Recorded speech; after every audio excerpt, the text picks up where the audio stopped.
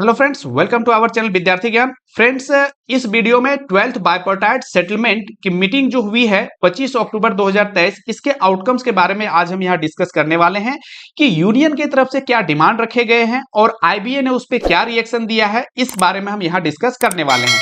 ना सिर्फ यहाँ आउटकम्स के बारे में हम बात करेंगे, बल्कि कुछ ऐसे टर्म्स, कुछ ऐसे पॉइंट्स होते हैं जो जनरली आपको समझ नहीं आता है, जैसे कि आपका पी क्या है, एफ क्या है, स्टैग्नेशन इंक्रीमेंट किस प्रकार से लगते हैं, ये सारी चीजों के बारे में हम बात करेंगे। और वीडियो के अंत में हम ये भी डिस्कस करेंगे कि 5 स्टेज बैंकिंग पे क्या स्टेटस है, कब तक ये लागू किए जा सकते हैं।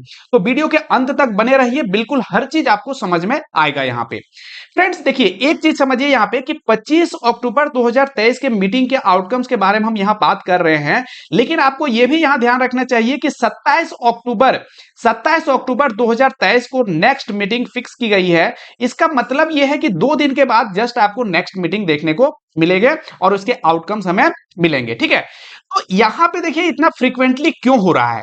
आप समझिए कि इलेक्शन का टाइम है, गवर्नमेंट चाहती है, एक वर्ग को खुश करना चाहती है, अलग अलग वर्ग को खुश करना चाहती है, उसमें चाह रही है गवर्नमेंट की टाइमली सेटलमेंट हो जाए। हालांकि अभी भी 1 साल लगभग डिले चल रहा है, लेकिन फिर भी आप देखिए 11th बाइपोर्टाइट सेटलमेंट जो हुआ था वो क्या था, ड्यू कब था, 1 नवंबर 2017 से ड्यू था। लेकिन ये सेटलमेंट कब कंप्लीट हुआ था, ये आपका 2020 में कंप्लीट हुए थे। ठीक है, तो इस तरह से लगभग यहां पे 3 इयर्स का टाइम लगा था। लेकिन यहां जब बात करिएगा 12th बाइपोर्टाइट सेटलमेंट की, तो यहां पे अभी 1 साल भी कंप्लीट नहीं हुए हैं और बहुत सारी मीटिंग यहां पे शेड्यूल की जा चुकी है, बहुत सारी मीटिंग हो चुकी है। लेकिन यहां अभी इसका मतलब यह है कि 1 साल भी कंप्लीट नहीं हुए हैं, इतने सारे मीटिंग यहां हुए हैं और वो भी बिना स्ट्राइक किए। आपको याद होगा कि लास्ट के जो सेटलमेंट हुए थे या उससे पहले की सेटलमेंट की बात करें तो बहुत सारे स्ट्राइक किए गए थे, उसके बाद जाकर के फाइनल हो पाया। लेकिन अभी स्ट्राइक भी नहीं करना पड़ रहा है और गवर्नमेंट काफी, आईबीए जो है काफी प्रोएक्टिव है। और इस बार यदि डिले होता है तो आप समझिए कि यूनियन की तरफ से, यूनियन जो है एक्टिव नहीं होने की वजह से ये डिले हो सकता है। यदि यूनियन एक्टिव रहती है तो इस बार अच्छे इंक्रीमेंट भी देखने को मिलेंगे और सेटलमेंट भी टाइमली हो जाएगा। और उम्मीद करते हैं जिस प्रकार से मीटिंग शेड्यूल की जा रही है कि दिसंबर तक आपका सेटलमेंट कंप्लीट हो सकता है। ठीक है फ्रेंड्स, अब हम आगे बढ़ते हैं और आउटकम्स की बात करते हैं कि 25 अक्टूबर 2023 के क्या क्या आउटकम्स निकल के आए हैं। ये जो मीटिंग शेड्यूल की गई थी ये किसके पीछे, the chairman of core group officers of negotiating committee, जो आईबीए के तरफ से है। और दूसरी बात है कि यूनियन के तरफ से बात करें तो ऑफिसर्स एसोसिएशंस के रिप्रेजेंटेटिव यहां पे भाग लिए थे। इसका मतलब है ये ऑफिसर्स ग्रुप्स के यहां पे मीटिंग की बात हम कर रहे हैं। ठीक है, चलिए अब देखते हैं, एक एक करके आउटकम्स की बात करते हैं, बिल्कुल आपको समझ में आएगा। देखिए फर्स्ट डिमांड की बात करें, डिमांड क्या रखा गया था कि demand for all existing stagnation increment up to scale 5 should be converted to regular increment after 1 year from reaching maximum of the scale. इसका मतलब क्या है, स्टैग्नेशन इंक्रीमेंट क्या होता है हम समझ रहे हैं, लेकिन आप ये समझिए कि आईबीए ने इस पे क्या कहा। आईबीए का कहना इस पे है कि कॉस्ट फैक्टर को ध्यान में रखते हुए इसको रिविजिट किया जाएगा, अभी इस डिमांड को नहीं एक्सेप्ट किया गया है। तो आप ये भी समझ लीजिए कि जहां भी आईबीए ने अभी रिजेक्ट किया है, अभी रिविजिट की बात कर रहा है, उसे आप न के बराबर ही समझ सकते हैं। लेकिन यहां हम समझते हैं कि स्टैग्नेशन इंक्रीमेंट क्या होता है, यह समझना आपके लिए जरूरी है। फ्रेंड देखिए, समझिए, स्टैग्नेशन इंक्रीमेंट की बात करें तो इससे पहले आप नॉर्मल इंक्रीमेंट के बारे में समझिए, फिर आपको स्टैग्नेशन इंक्रीमेंट के बारे में समझ आएगा। देखिए क्या होता है, यहां पे हम 2 एग्जांपल लेकर के बात कर रहे हैं, एक तो क्लरिकल के लिए और दूसरा जो है सो स्केल 1 के लिए। ठीक है, क्लरिकल की बात करें तो 11th बाइपोर्टाइट सेटलमेंट जो हुआ था उसके अनुसार से यदि बेसिक पे की बात करें, जो स्टार्टिंग बेसिक पे है क्लरिकल के लिए वो क्या है 17,900, यहां से बेसिक पे स्टार्ट होता है। और इंक्रीमेंट जो उसको एनुअली इंक्रीमेंट जो मिलता है, प्रत्येक साल जो इंक्रीमेंट मिलता है वो 1,000 रुपीज मिलता है उसका, वो 3 साल के लिए मिलता है, 3 बार इंक्रीमेंट मिलता है। और 3 बार इंक्रीमेंट मिलने के बाद इसका मतलब है कि उसका बेसिक पे हो जाता है कितना, 20,900। उसके बाद जो इंक्रीमेंट उसके मिलते हैं वो आपको 3 इंक्रीमेंट फिर से 3 साल, नेक्स्ट 3 साल के लिए देखने को मिलेंगे। वो कितने हैं, 1230 रुपीज करके। फिर आप पहुंच जाते हैं 24,590 पे और आपको 4 इंक्रीमेंट देखने को मिलते हैं, 4 ईयर तक आपको 1490 के रूप में मिलते हैं। इस प्रकार से आपका इंक्रीमेंट जो बेसिक पे हो जाता है वो 30,550 रुपया हो जाता है और फिर से इस पे आपको एनुअली इंक्रीमेंट देखने को मिलता है 1730 और ये 7 इंक्रीमेंट मीन 7 ईयर तक आपको यहां पे मिलते हैं। इसी प्रकार से आप लास्ट जब बात करिएगा तो आप लास्ट पहुंच जाते हैं कहां तक 47,920 और ये जो होता है ये इसके बाद आपको एनुअली इंक्रीमेंट देखने को नहीं मिलता है। जो प्रत्येक साल आपको इंक्रीमेंट देखने को मिलता है वो यहां के बाद आपको देखने को नहीं मिलता है। इसे ही बोला जाता है स्टैग्नेशन, मींस आप स्टेग हो गए, इसके बाद आपको इंक्रीमेंट एनुअल इंक्रीमेंट नहीं मिलेगा। ठीक है, तो क्या समझा आपने कि जो क्लरिकल स्टाफ है वो जो उसका स्टार्टिंग बेसिक पे है वो 17,900 है और लास्ट जो उसका इंक्रीमेंट एनुअली इंक्रीमेंट मिलता है वो लास्ट आपका कहां तक मिलता है, आपका इस पे मिलेगा और फाइनली जब आप पहुंच जाते हैं 47,920 तो आप स्टैग्नेशन में पहुंच जाते हैं। इसका मतलब एनुअली इंक्रीमेंट आपको नहीं मिलेगा। तो अब यहां पे बात आ जाती है स्टैग्नेशन इंक्रीमेंट की, जो अभी डिमांड में हमने देखा कि स्टैग्नेशन इंक्रीमेंट में जो मॉडिफिकेशन की बात, जो उसमें आपका स्टैग्नेशन इंक्रीमेंट में एनुअली जो रिवीजन की बात कही गई थी वो आपका डिनाई किया गया है। अभी रिविजिट के बारे में आईबीए ने कहा है। तो यही स्टैग्नेशन इंक्रीमेंट, जब स्टैग्नेशन पे आप पहुंच जाते हैं उसके बाद क्या होता है, क्लरिकल स्टाफ की यदि बात करें तो the clerical staff reaching the maximum on their पे स्केल। अब मैक्सिमम क्या हो जाएगा, यही 47,920 जब यहां पहुंच जाता है सेल ड्रॉ 9 स्टैग्नेशन इंक्रीमेंट, तो 9 उसे स्टैग्नेशन इंक्रीमेंट मिलता है किस रेट पे 1990। ये जो लास्ट का आपका इंक्रीमेंट था वो आपका यहां मिलता है, लेकिन कब मिलता है, एट द फ्रीक्वेंसी ऑफ 3 और 2 ईयर्स। 3 और 2 ईयर्स मतलब क्या है कि जैसे टोटल जब स्टैग्नेशन पे आप पहुंच जाते हैं तो टोटल 9 आपका स्टैग्नेशन इंक्रीमेंट भी मिलता है, एनुअल नहीं मिलता है स्टैग्नेशन इंक्रीमेंट। वो कैसे होगा कि आपका टोटल 9 मिलना है, 9 में से आपका 5 जो होंगे वो आपके 3 साल में एक बार मिलेंगे और नेक्स्ट जो आपके 4 इंक्रीमेंट लगने वाले हैं वो आपके 2 साल में एक बार मिलेंगे। यहां पे क्या हो रहा था, यहां पे प्रत्येक साल आपका एनुअल इंक्रीमेंट मिल रहा था, लेकिन यहां आपको 3 साल में एक बार देखने को मिलेगा। ये 5 इंक्रीमेंट इस प्रकार से मिलेंगे और नेक्स्ट आपका जो है वो 2 साल में एक बार मिलेगा। ये 4 इंक्रीमेंट यहां पे आपको मिलेंगे। इस प्रकार से टोटल 9 स्टैग्नेशन इंक्रीमेंट आपको यहां पे मिलेंगे। बात समझ में आ गई। यहां पे ऑफिसर स्केल 1 की यदि बात करें तो इसकी स्टार्टिंग जो बेसिक पे है ये 36,000 से स्टार्ट होता है और इसी प्रकार से ये आपका 7 इंक्रीमेंट यहां एनुअली इसके लगते हैं 1490 रुपया के रूप में और फिर आपका 2 इंक्रीमेंट मिलते हैं 1740 के रूप में, फिर आपका 7 इंक्रीमेंट मिलते हैं 1990 के रूप में और लास्ट में जो आपका मैक्सिमम आपका जो स्केल पहुंच जाते हैं, पे स्केल पे पहुंच जाते हैं, ये आपका है 63,840। अब जब यहां पहुंच जाते हैं तो इसके बाद आपको इंक्रीमेंट एनुअल इंक्रीमेंट नहीं मिलता है। अब यहां पे स्टैग्नेशन पे पहुंच गए, अब आपको स्टैग्नेशन इंक्रीमेंट मिलेगा। तो स्टैग्नेशन इंक्रीमेंट किस प्रकार से मिलता है, तो stagnation increment at the rate of 1990 at the frequency of 2 year. 2 साल कंप्लीट होने के बाद एक बार आपको इंक्रीमेंट मिलेंगे जिसे स्टैग्नेशन इंक्रीमेंट बोला जाता है। बात समझ में आ गई।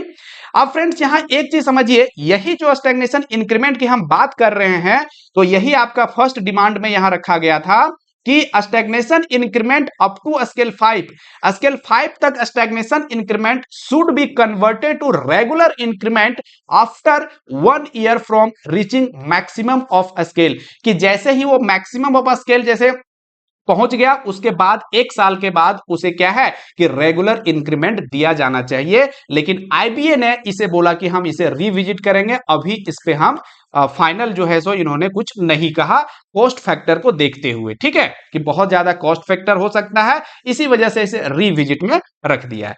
नेक्स्ट है आपका डिमांड, नेक्स्ट डिमांड है कि demand of merger, demand for merger of present 8 scale to be reduced into 2 scales.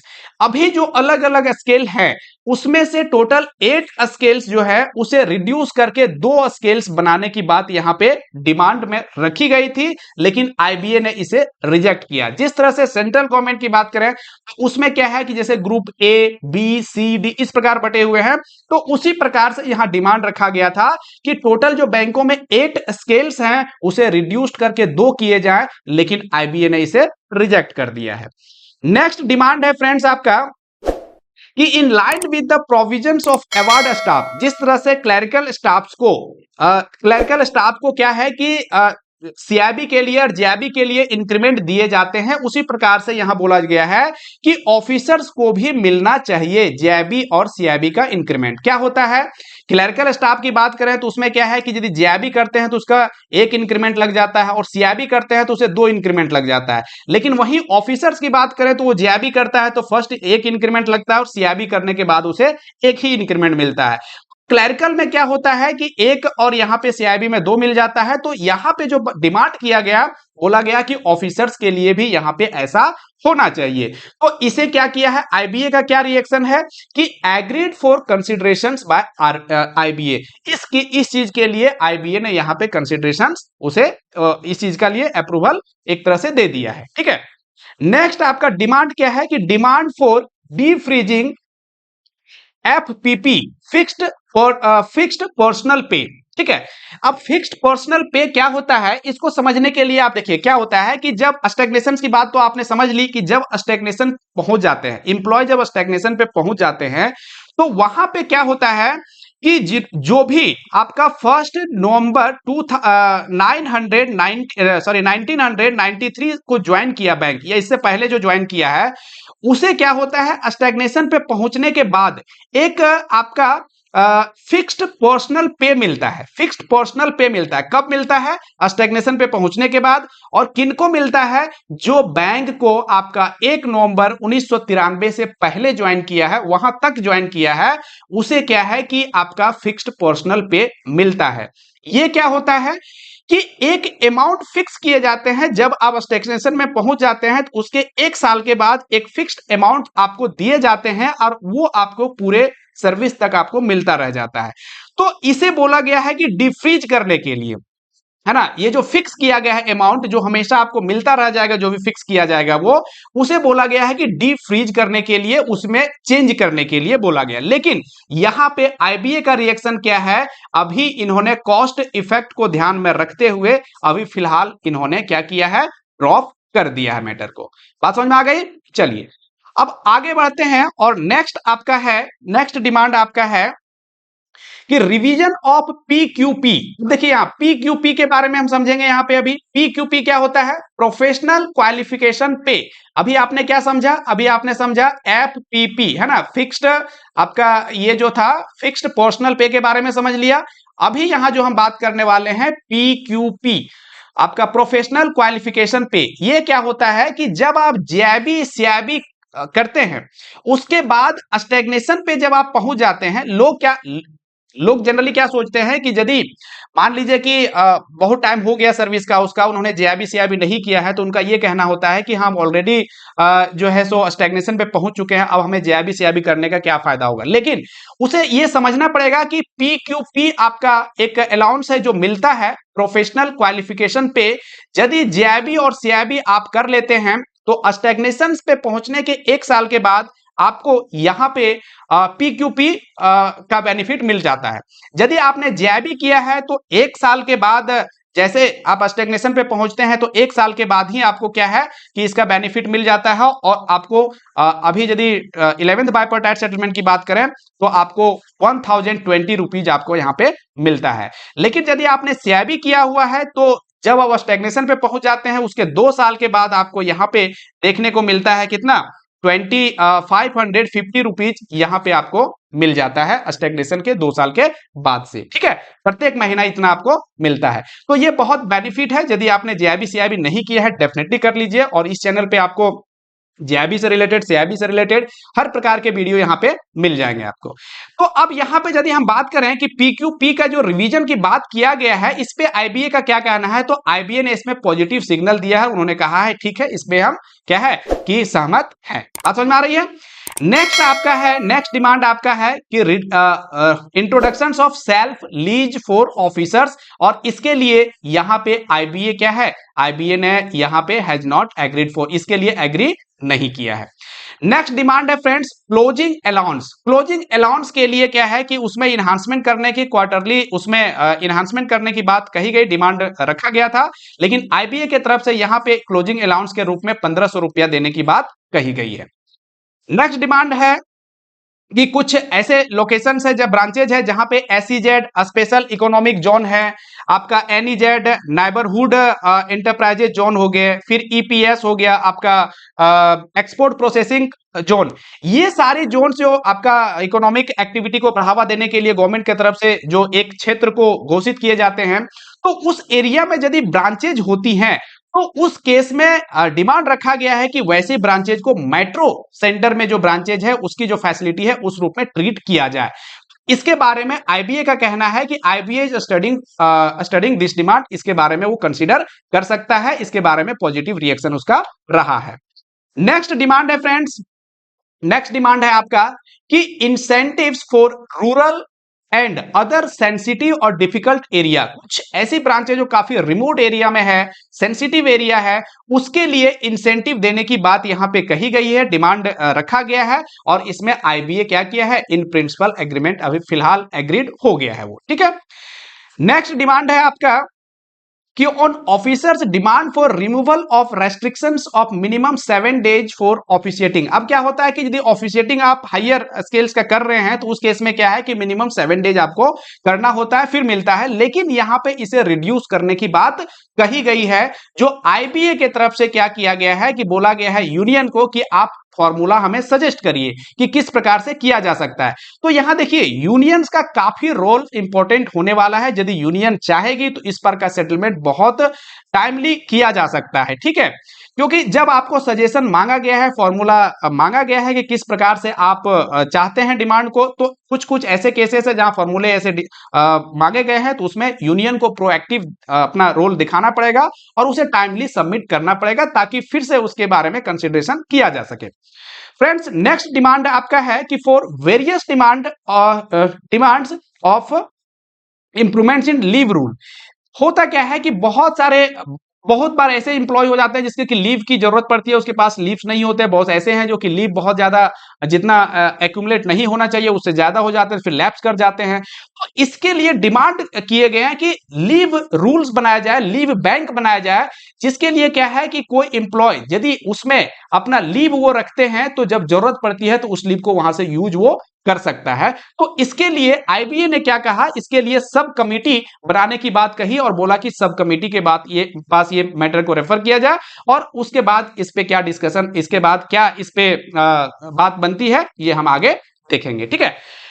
Next आपका डिमांड है कि revision of conveyance allowance to special employee, तो कन्वेंस अलाउंस की बात कही गई है। नेक्स्ट आपका है कि फुल पेंशन फिजिकल चैलेंज्ड जो इंप्लॉय है उसे फुल पेंशन देने की बात यहां पे डिमांड में रखी गई है कि 50% तक उसे जो भी पे होता है उसका 50% तक उसे पेंशन दिया जाएगा इररिस्पेक्टिव ऑफ द सर्विस। अब देखिए होता क्या है कि पेंशन की बात यदि करें तो 20 इयर्स कंप्लीट होने के बाद आपको पेंशन मिलना मतलब पेंशन के लिए आप एलिजिबल होते हैं। लेकिन यहां पे बोला गया है कि फिजिकल चैलेंज जो एम्प्लॉय हैं उसे आप ये कंडीशन मत देखिए कि 20 इयर्स होने चाहिए, उसका चाहे जो भी सर्विस हो उसे 50% ऑफ जो मतलब पे स्केल है उसका उसे दे देना चाहिए। इस प्रकार के डिमांड यहां रखे गए हैं। नेक्स्ट आपका है कि विजुअली इंपेयर्ड एम्प्लॉय जो हैं उसे एलएफसी यदि जाना हो, एलएफसी यदि फैसिलिटी अवेल करना हो तो उसे एस्कॉर्ट किया जाए। इसका मतलब हो गया कि उसके साथ में कोई एक दूसरे जो पर्सन है वो जा सके, ये जो कि आरबीआई में ये चीज लागू है, ठीक है। इसके लिए आईबीए का क्या कहना है, आईबीए में consider following demands with, following नहीं ये अबव डिमांड होगा, above demand with logical conditions, कि इसमें आईबीए ने बोला कि हाँ ठीक है ये डिमांड को जो है सो कंसीडर किया जा सकता है, ठीक है। फ्रेंड्स नेक्स्ट आपका डिमांड्स की बात करें तो क्या है, वुमेन्स के लिए है। वुमेन्स के लिए क्या है कि डिफरेंट डिफरेंट फैसिलिटीज की बात करें, जैसे पोस्टिंग से रिलेटेड हो गया, क्रंच फैसिलिटी हो गया, रिम्बर्समेंट ऑफ फर्टिलिटी ट्रीटमेंट की बात करें, एडिशनल लीव हो गया, वर्क फ्रॉम होम की बात करें, चिल्ड्रन लीव की बात करें, तो ये सारी फैसिलिटी को यहां पे डिमांड के रूप में रखा गया है। लेकिन आपको बता दें कि ये सारी फैसिलिटी सेंट्रल गवर्नमेंट में एप्लीकेबल है, और आईबीए का भी कहना है कि ये सारी फैसिलिटी ऑलरेडी जो है सेंट्रल गवर्नमेंट के द्वारा एडवाइजरी इशू किए गए हैं। तो यहां बैंक को चाहिए कि ये सारे फैसिलिटी को वो क्या करे, लागू करे दे। लेकिन फ्रेंड्स यहां पे कुछ सुनने को ऐसा आता है, कुछ लोगों ने ऐसा भी बताया है कि कुछ ऐसे भी बैंक हैं जहां यदि बात करें क्लरिकल स्टाफ के, तो उन्होंने रेस्ट्रिक्शन लगा रखा है कि इतने साल के बाद आप ट्रांसफर, मतलब पूरे क्लरिकल लाइफ में आप ट्रांसफर नहीं ले सकते हैं। तो अब बताइए यहां पे पोस्टिंग, ट्रांसफर पोस्टिंग की बात की जा रही है, जो कि सेंट्रल गवर्नमेंट के द्वारा स्पष्ट रूप से इसके बारे में बोला गया है कि यदि स्पाउस है तो उस केस में जहां पे काम कर रहे हैं उस जगह पे वो ट्रांसफर ले सकते हैं। मतलब स्पाउस जो है सो एक अपने हस्बैंड हो तो वाइफ की जगह, वाइफ है तो हस्बैंड की जगह ट्रांसफर ले सकते हैं। लेकिन कुछ बैंकों ने ऐसे भी सर्कुलर, इंटरनल सर्कुलर जारी किए हुए हैं जहां पे उन्होंने क्लियरली लिखा हुआ है कि क्लरिकल में जब तक आप रहते हैं ट्रांसफर आप नहीं ले सकते हैं। तो आप बताइए कि ये सेंट्रल गवर्नमेंट का जो एडवाइजरी इशू किए गए हैं इसका वायलेशन ही तो है।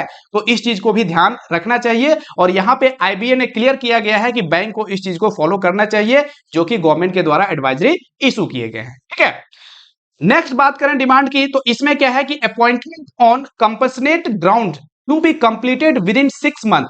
होता क्या है, किसी इंप्लॉय का डेथ हो जाता है तो उनके जो डिपेंडेंट हैं जिनको उनके बदले में जॉब दिया जा सकता है, तो ऐसे केस में काफी डिले होता है।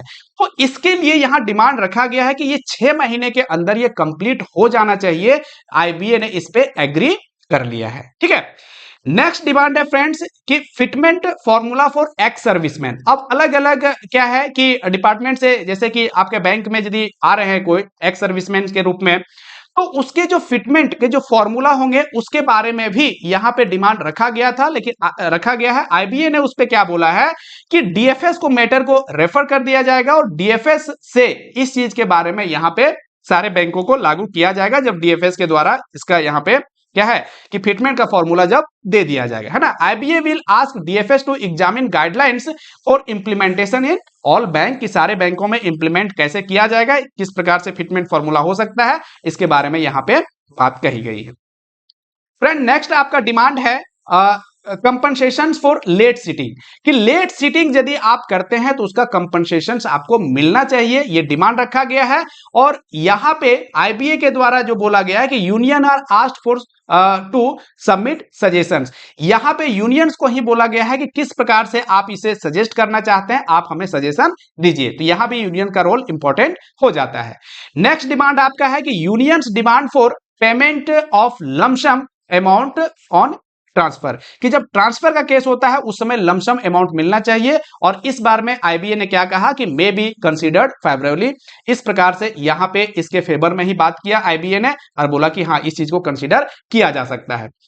फ्रेंड्स अब हम बात करते हैं यदि 5 डेज बैंकिंग की, तो 5 डेज बैंकिंग आपको इससे पहले आपको चैनल पे वीडियो मिल जाएंगे, 5 डेज बैंकिंग पे हमने बनाया हुआ है।